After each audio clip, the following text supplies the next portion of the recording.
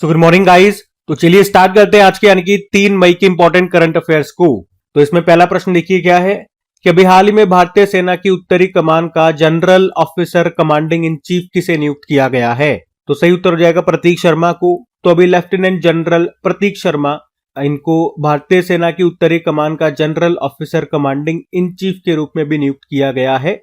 वे किनका स्थान लेंगे? MV सुचिंद्र कुमार का स्थान लेंगे। आपको बता दूं, भारतीय सेना ने पाकिस्तान के साथ जो हमारा 1971 में युद्ध हुआ था उसके बाद उत्तरी कमान की स्थापना की थी 1972 में, और इसका मुख्यालय आपको मिलेगा उधमपुर जम्मू कश्मीर में। ये जो उत्तरी कमान है ये जम्मू कश्मीर, पंजाब और हिमाचल प्रदेश से जो पाकिस्तान की सीमा लगती है वहां पर हमारी रक्षा करते हैं। ये चीन सीमा पर लद्दाख क्षेत्र की सुरक्षा के लिए भी जिम्मेदार होते हैं, और दुनिया का जो सबसे ऊंचा युद्ध क्षेत्र है सियाचिन, वो भी उत्तरी कमान के अंतर्गत आता है। मैं आपको टोटल बता दूं कि भारतीय सेना में 6 परिचालन कमान और 1 प्रशिक्षण कमान है। वो कौन कौन सी है, उनके मुख्यालय कहां पर है आप देख सकते हैं यहाँ पे। जैसे कि मध्य कमान, इसका मुख्यालय लखनऊ में है।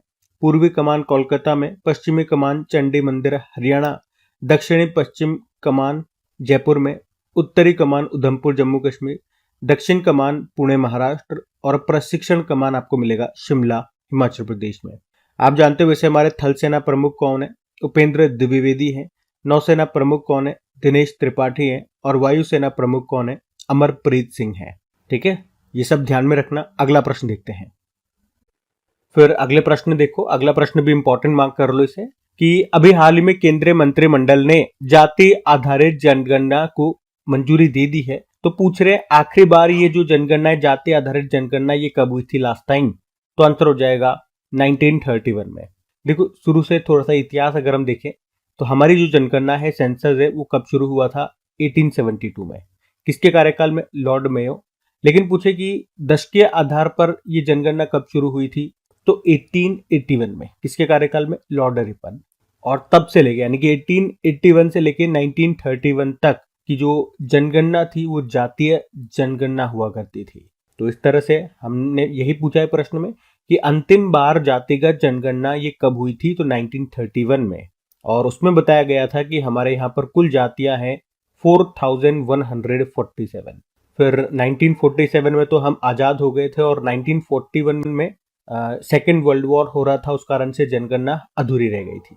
तो आजादी के बाद यानी कि 1948 में जनगणना अधिनियम सेंसस एक्ट आता है, और फिर 1951 की जनगणना में हमने जातिगत आंकड़े पेश नहीं करे। कारण था इसे जातिगत विभाजन भारत में हो सकता है। और फिर अभी लास्ट टाइम यानी कि 2011 में कांग्रेस सरकार ने जातीय जनगणना कराई तो थी, पर उसमें उन्होंने कहा कि जो इसके आंकड़े हैं, जो डेटा है, वो सही नहीं है, इसमें कुछ एरर आ गया। किस तरह का एरर? कि जो जातियां हैं वो लाखों की संख्या में आई है। तो ये बता करके इन्होंने उस डेटा को, उस आंकड़े को सार्वजनिक नहीं किया। और अभी 30 अप्रैल 2025 को सुप्रीम कोर्ट ने जातिगत जनगणना को मंजूरी दे दी है, और 2026-27 में इसके आंकड़े इकट्ठे होंगे। तो इस बार आप देखोगे जब भी जनगणना वाले घर पर आएंगे ना, तो आपसे एक प्रश्न जाति का भी पूछा जाएगा, और वो जाति बताना अनिवार्य होगा। तो ये आप ध्यान में रखना। ठीक है, तो जो भी इंपॉर्टेंट बातें थी वो सारी मैंने आपको बता दी। अब मेरे एक प्रश्न का उत्तर दे जाओ कि जातिगत जनगणना शुरू करने वाला पहला राज्य कौन सा है। ठीक है, हम अगले प्रश्न की ओर बढ़ते हैं। फिर अगले में पूछ रहे हैं कि अभी हाल ही में विश्व ट्यूना दिवस ये कब मनाया गया? तो आंसर हो जाएगा 2 मई को। तो हर साल 2 मई को वर्ल्ड ट्यूना डे के रूप में मनाया जाता है। मनाने का उद्देश्य क्या है? ट्यूना मछली का संरक्षण, टिकाऊ मछली पकड़ने की प्रथाओं और समुद्री पारिस्थितिकी तंत्र पर इसके प्रभाव के बारे में जागरूकता बढ़ाना। तो ये है विश्व ट्यूना दिवस, जो कि हर साल 2 मई को मनाते हैं। ठीक है, तो ये याद रखना, 2 मई को वर्ल्ड ट्यूना डे के रूप में मनाते हैं। अभी याद है 1 मई को हमने किस दिवस को मनाया था? इंटरनेशनल लेबर डे के रूप में मनाया था, अंतरराष्ट्रीय श्रम दिवस के रूप में। और अब 2 मई को ये वर्ल्ड ट्यूना डे के रूप में मनाया। तो दोनों ध्यान में रखना। अगला प्रश्न देखते हैं। फिर अगले में पूछ रहे हैं कि अभी हाल ही में भारतीय नौसेना की पहली महिला फ्लाइंग इंस्ट्रक्टर कौन बनी है? तो आंसर होगा दिव्या शर्मा। तो अभी लेफ्टिनेंट कमांडर दिव्या शर्मा ये नौसेना की पहली महिला क्वालिफाइड फ्लाइंग इंस्ट्रक्टर बन गई है। वे अंडमान निकोबार कमान के पोर्ट ब्लेयर स्थित INS उत्कृष्ट में तैनात हैं। और वे INAS 318 स्क्वाड्रन की डॉर्नियर पायलट भी हैं। ये डॉर्नियर विमान अत्याधुनिक पेट्रोल रडार से लैस होते हैं और लंबी दूरी तक समुद्री निगरानी करने में सक्षम होते हैं। तो अभी का याद रखना कि भारतीय नौसेना की पहली महिला फ्लाइंग इंस्ट्रक्टर कौन बन गई हैं, तो दिव्या शर्मा बन गई हैं। अच्छा, अब इस प्रश्न में मैं आपको अपॉइंटमेंट्स रिवाइज कराऊंगा, लेकिन वो सारे महिलाओं के होंगे, महिलाओं से संबंधित अपॉइंटमेंट्स हम देखेंगे। देखो, अच्छा, लेकिन उससे पहले अगर बात करें कि हमारे नेवल चीफ कौन है, नौसेना प्रमुख, तो दिनेश कुमार त्रिपाठी हैं। चलो देखो, अब अगर पूछे राष्ट्रीय महिला आयोग की अध्यक्ष, ये बनी थी विजया किशोर रहाटकर। 50 अंतरराष्ट्रीय गोल करने वाली पहली भारतीय महिला फुटबॉलर बनी थी बाला देवी। भारतीय वायुसेना की जगुआर स्क्वाड्रन की पहली महिला पायलट तनुष्का सिंह बनी थी। और इंटरनेशनल ओलंपिक कमेटी की पहली महिला अध्यक्ष क्रिस्टी कॉवेंट्री बनी थी, जिम्बाब्वे से हैं, तैराक है वो। वर्ल्ड ट्रेड ऑर्गेनाइजेशन की पहली महिला हेड बनी थी नागोजी ओंकाजा इवेला, नाइजीरिया से हैं। और पहली महिला विधि सचिव लॉ सेक्रेटरी अंजू राठी राणा बनी। CSIR council of scientific and industrial research की पहली महिला चीफ बनी थी नल्ला थम्बी कलाई सेल्वी। दिल्ली की अभी चौथी महिला मुख्यमंत्री बनी थी रेखा गुप्ता। नामीबिया देश की पहली महिला राष्ट्रपति अभी नटुम्बो नंदी नदेतवा बनी। राष्ट्रमंडल राष्ट्र का महासचिव ये शर्ली बॉचवे बनी थी, घाना देश की है, इस पद पर आने वाली पहली अफ्रीकी महिला है। और विश्व बैडमिंटन महासंघ का अध्यक्ष बनाया गया था अभी खुनयिंग पटामा को, थाईलैंड से, इस पद पर आने वाली ये दूसरी महिला अध्यक्ष हैं। ठीक है, तो ये सभी महिलाओं से संबंधित अपॉइंटमेंट्स थे, ध्यान में रखना। अगला प्रश्न देखते हैं। फिर अगले में पूछ रहे, हाल ही में किस राज्य ने भारत की पहली AI संचालित रियल टाइम वन चेतावनी शुरू की है? तो आंसर होगा मध्य प्रदेश। तो अभी मध्य प्रदेश ने भारत में पहली बार AI संचालित रियल टाइम वन चेतावनी प्रणाली को शुरू किया है।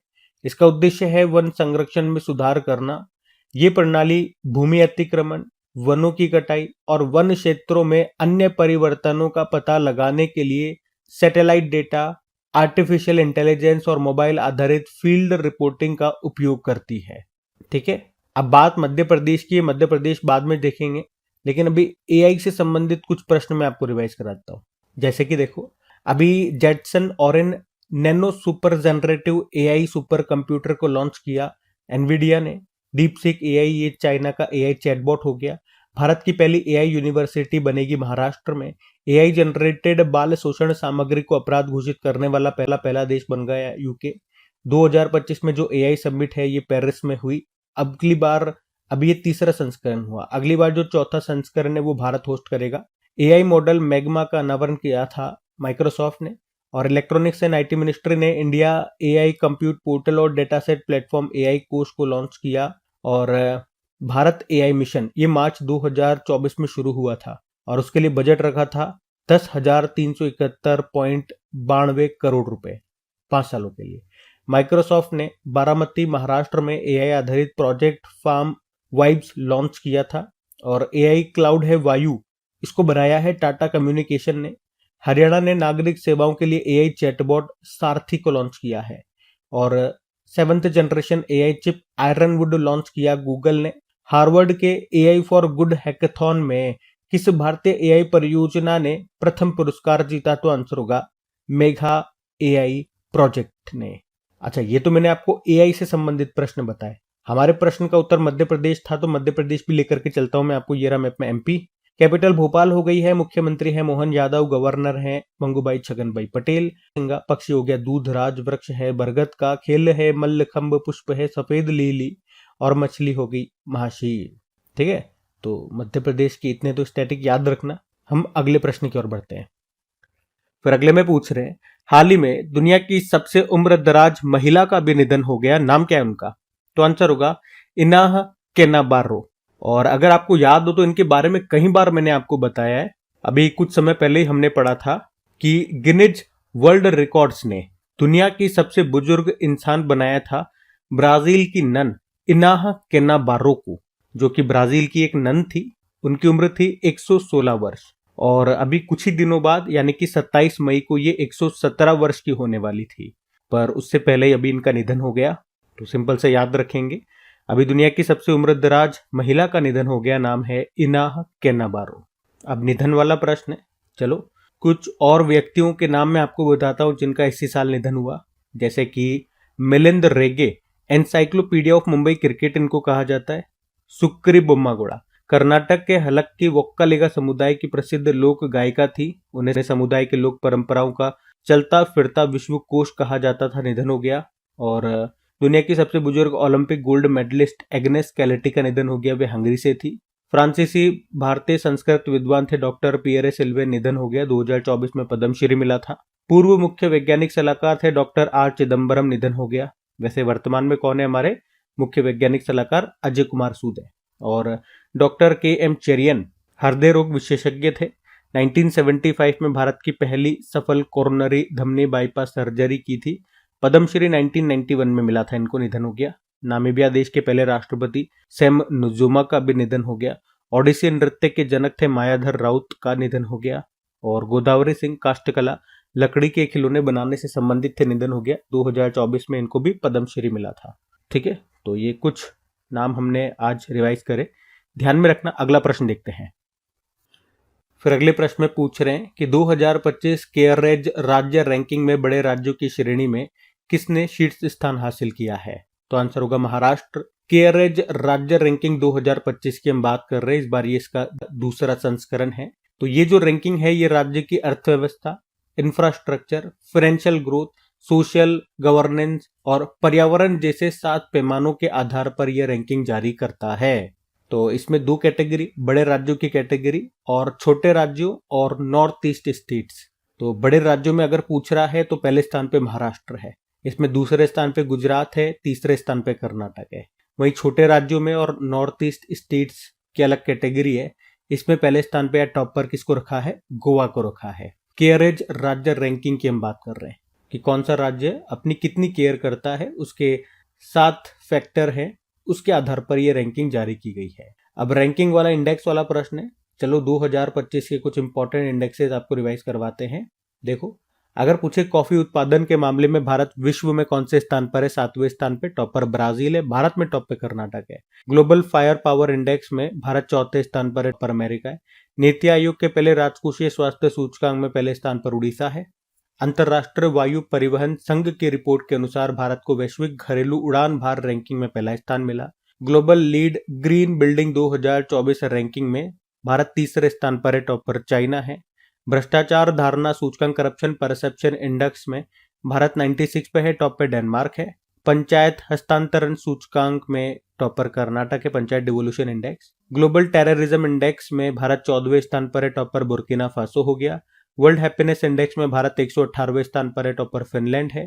पहली बार जो भी पंचायत उन्नति सूचकांक आया उसमें फ्रंट रनर ए कैटेगरी में टॉप पर गुजरात रहा। उसके अलावा अभी 7वीं बार जो वर्ल्ड एयर क्वालिटी रिपोर्ट आई है उसमें टॉप पर चार्ड है, 5वें पे भारत है। सिप्री की रिपोर्ट आई थी, उसके अनुसार 2020 से लेकर 2024 तक विश्व में सबसे बड़ा हथियार आयातक देश कौन सा है? यूक्रेन है, दूसरे पे भारत है। संयुक्त राष्ट्र यूनाइटेड नेशन ने जो अभी मातृ मृत्यु दर पर एक रिपोर्ट जारी की है, ट्रेडर्स इन मैटरनल मोर्टेलिटी सन 2000 से लेकर 2023, इसमें भारत दूसरे स्थान पर है, टॉप पर नाइजीरिया है। अंकटाड ने अभी जो फ्रंटियर टेक्नोलॉजी रेडीनेस इंडेक्स जारी किया उसमें भारत 36 पे है, टॉप पर अमेरिका है। ठीक है, तो अभी तक के ये कुछ इंपॉर्टेंट इंडेक्सेस है, इनको ध्यान में रखना। अगला प्रश्न देखते हैं। फिर अगले में पूछ रहे हैं, हाल ही में प्रधानमंत्री नरेंद्र मोदी ने पहले ट्रांसशिपमेंट पोर्ट विजिंगम पोर्ट का उद्घाटन कहां पर किया? तो आंसर होगा केरल में। तो अभी 2 मई 2025 को ही प्रधानमंत्री नरेंद्र मोदी ने केरल के तिरुअनंतपुरम में देश के पहले ट्रांसशिपमेंट पोर्ट विजिंगम पोर्ट का भी उद्घाटन किया है। और ये पोर्ट 8,900 करोड़ रुपए की लागत से बना है और इसके बनने से कार्गो ट्रांसशिपमेंट के लिए विदेशी बंदरगाहों पर हमारी निर्भरता कम होगी। तो ये पोर्ट इंटरनेशनल शिपिंग रूट के बहुत करीब है। मतलब ये कुछ इस तरह से है, ये हमारा दक्षिण भारत हो गया, ये मानो यहाँ पर ये केरल में विजिंगम पोर्ट यहाँ पर है। तो यहाँ से आप देखेंगे तो ये इंटरनेशनल शिपिंग रूट है, मतलब यहाँ पे जो इंटरनेशनल शिप्स होते हैं वो निकलते हैं, उनका ये रास्ता हो गया। और उससे अगर इसकी अगर दूरी हम देखेंगे लगभग 10 समुद्री मील है। तो इससे क्या होगा, यहाँ पर बड़े बड़े जो मालवाहक जहाज है वो आएंगे, वो रुकेंगे। और ये प्राकृतिक रूप से गहरा पोर्ट है, तो बड़े बड़े जो मदरशिप होते हैं वो भी यहाँ पे आ सकेंगे। और जैसे भारत में कोई कंटेनर उतरना है तो वो यहीं पर उतर जाएगा। और फिर यहाँ से उतर के मान लो आगे महाराष्ट्र में जाना था, गोवा में जाना था, तो उसे दूसरे छोटे जहाज में अपलोड कर दिया जाएगा, फिर वो छोटा जहाज आगे की ओर बढ़ जाएगा। भाई ट्रांसशिपमेंट का मतलब यही हो गया, एक जहाज से माल आया उसे उतार करके दूसरे जहाज में रख दो। और केवल भारत का ही नहीं, जैसे वो बड़े बड़े जो मदरशिप होते हैं, बड़े बड़े शिप, उनमें जैसे बांग्लादेश का माल आया, या बांग्लादेश को अपना माल कहीं और भेजना है, नेपाल को अपना माल कहीं और भेजना है, तो छोटे जहाज में उसने यहां तक माल भेज दिया, और जब मदरशिप बड़े बड़े जहाज यहाँ पे आएंगे तो छोटे जहाज से उसका माल उतार के इन बड़े बड़े जहाजों में रख दिया। या बड़े जहाज से माल आया, उनका नेपाल का मान लो माल आया, उसको बड़े शिप से उतार करके छोटे जहाज में, फिर छोटा जहाज चल जाएगा आगे की ओर, जैसे बांग्लादेश चल गया, म्यांमार चल गया। तो ट्रांसशिपमेंट का तो मतलब ये हो जाता है, एक जहाज से माल उतारेंगे दूसरे पे लोड कर देंगे। अच्छा, इस पोर्ट का संचालन कौन कर रहा है? अडानी ग्रुप कर रहा है। अच्छा, जो मैंने आपको कहा ना, ये माल आएगा फिर दूसरे छोटे जहाज में डाल देंगे या छोटे से बड़े जहाज में डाल देंगे, पहले ये काम हम कहाँ पे करते थे? ये काम हम पहले कोलंबिया श्रीलंका में करते थे।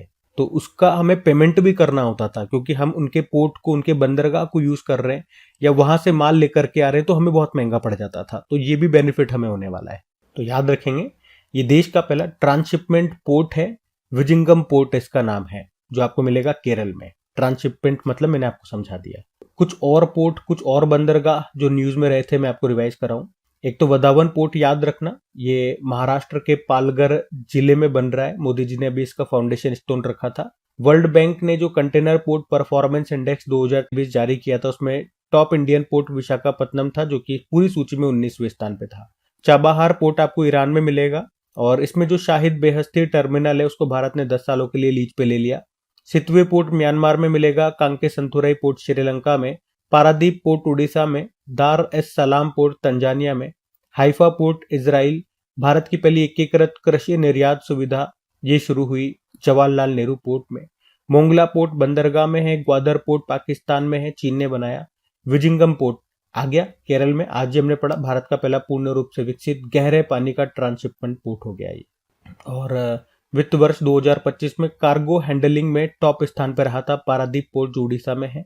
और अभी हमने पढ़ा था शाहिद रजाई बंदरगाह, ये ईरान में है, याद रखना, क्योंकि अभी यहाँ पे ब्लास्ट हुआ था, तो इस कारण से ये न्यूज में था। तो पूछा जा सकता है एज ए स्टैटिक कि ये पोर्ट बंदरगाह कहां पर है, तो ईरान में है। ठीक है, ये सब ध्यान में रखना। अगला प्रश्न देखते हैं। फिर देखो अगले में क्या पूछ रहे हैं कि अभी हाल ही में प्रकृति बहाली के लिए एम फॉर नेचर पहल को किसने शुरू किया है?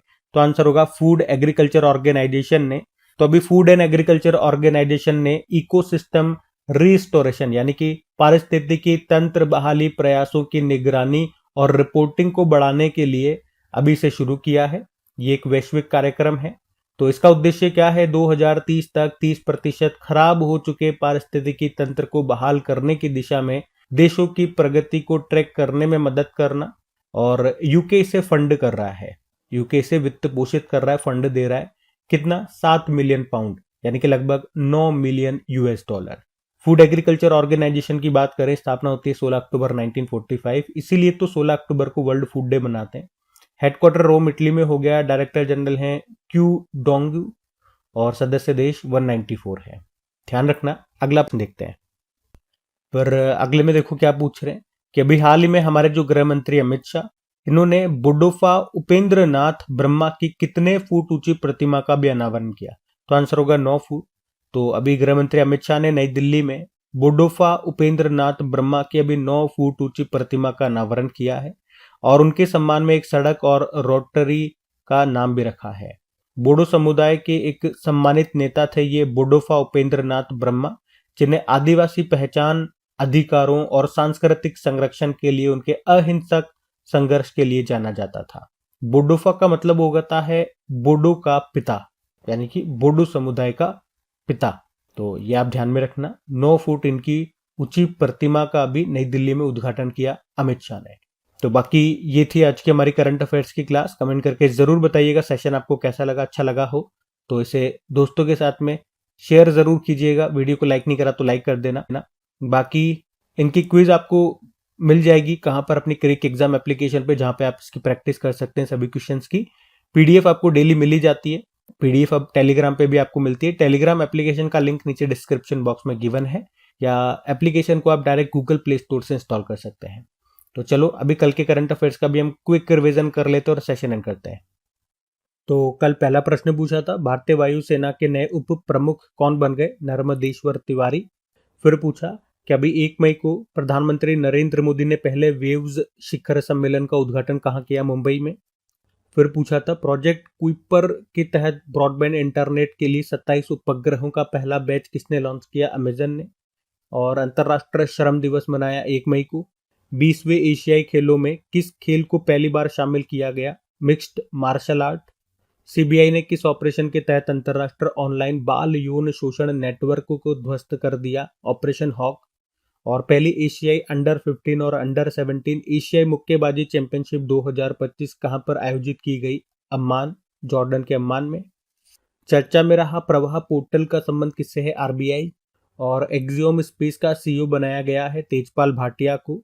और आखिरी प्रश्न था, ज्ञान पोस्ट योजना के तहत देश भर में सस्ती दरों पर शैक्षिक पुस्तकें पहुंचाने की सेवा किसने शुरू की? तो आंसर होगा इंडिया पोस्ट ने। चलो कल का भी होमवर्क प्रश्न देखते हैं और सेशन एंड करते हैं फिर। तो कल आपसे पूछा था, भारत ने लिम्फेटिक फाइलेरियासिस को कब तक खत्म करने का लक्ष्य रखा है? तो आंसर हो जाएगा 2027। आप सभी ने प्रश्न का बिल्कुल सही उत्तर दिया। अब ये रहा आज का आपका होमवर्क प्रश्न।